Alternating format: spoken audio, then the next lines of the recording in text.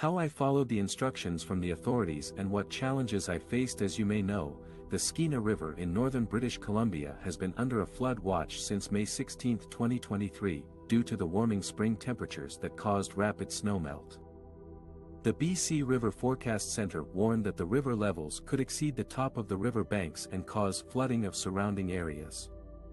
The Skeena River, the Bulkley River and surrounding tributaries around Telkwa, Smithers, Hazelton, Kispiox and Terrace were all affected by this flood risk. I live in New Remo, a small community on the Skeena River just west of Terrace. On May 17, 2023, I received an evacuation order from the Regional District of Kitimat-Stikine, telling me to leave my home immediately because of the imminent threat of flooding. The order covered 90 properties in New Remo and Old Remo, another community nearby. The district also declared a state of local emergency for both communities. I was shocked and scared when I got the order. I had only a few hours to pack my essentials and leave my home. I didn't know where to go or what to do.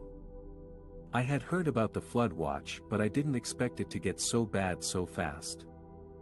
I had lived in New Remo for over 10 years and I loved my home and my neighbors.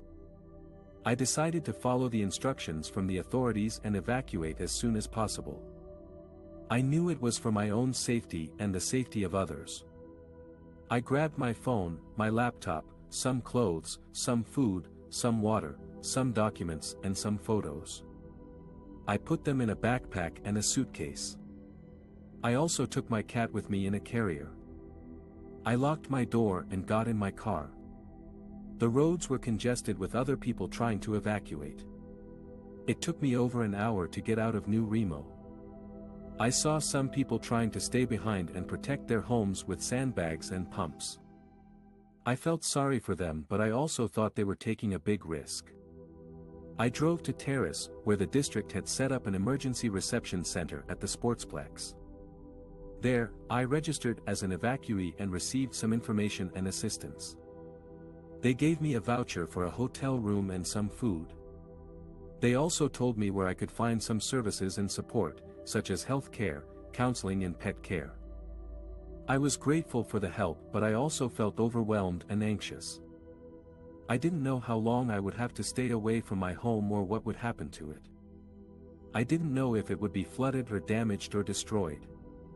I didn't know if I had insurance coverage or if I would get any compensation or assistance.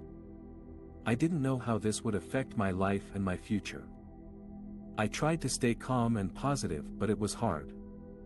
I faced many challenges during this evacuation. Some of them were finding a place to stay that was safe and comfortable for me and my cat, keeping in touch with my family and friends who were worried about me, managing my work and school obligations remotely, dealing with the stress and uncertainty of the situation, coping with the loss and grief of leaving my home and community. These challenges were not easy to overcome, but I did my best. I followed the advice and guidance from the authorities and the experts. I stayed informed about the flood situation and the recovery efforts.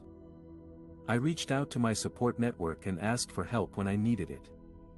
I took care of myself and my cat physically and mentally.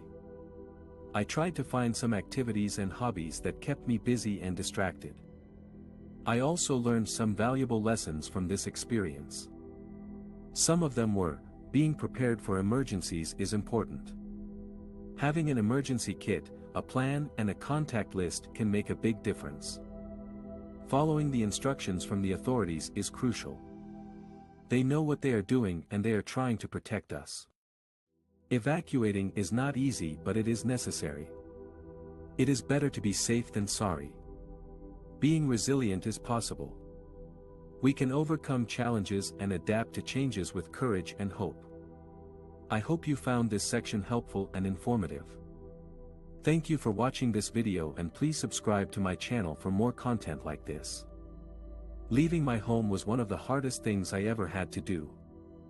I had lived there for over 10 years and had so many memories and belongings that I couldn't take with me. I was worried about what would happen to my house, my neighborhood, and my community. I felt helpless and scared as I watched the Skeena River rise and threaten to flood everything. But I also knew that staying was not an option. The flood warning was serious and I had to act fast. I received an evacuation alert from the Regional District of Kitamat-Stikine on May 16, 2023, telling me to prepare an emergency kit, fill up the gas tank, and be ready to leave at a moment's notice.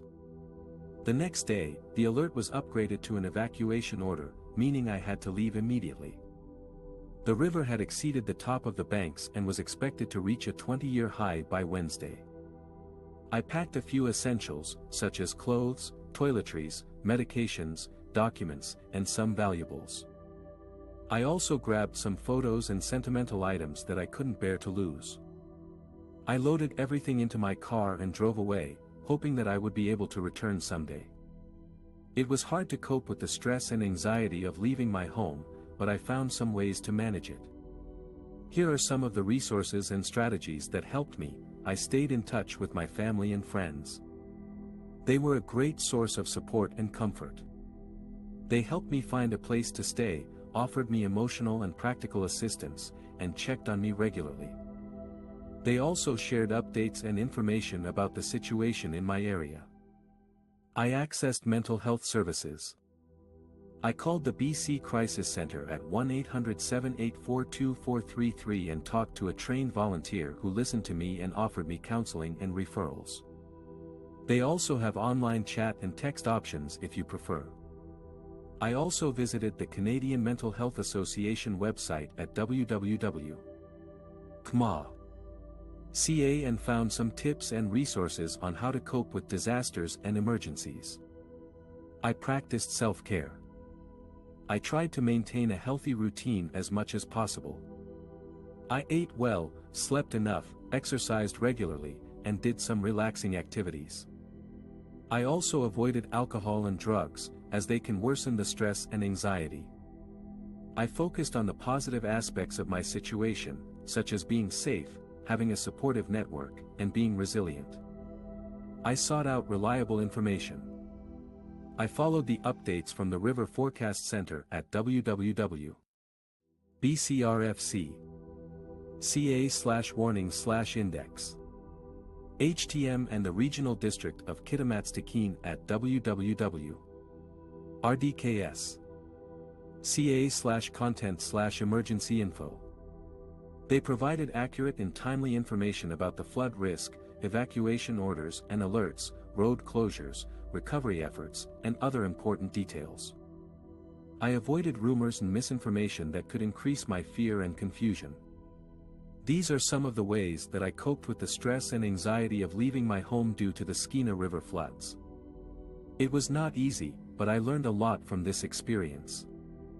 I learned that I am stronger than I thought, that I have amazing people in my life, and that there is always hope for the future.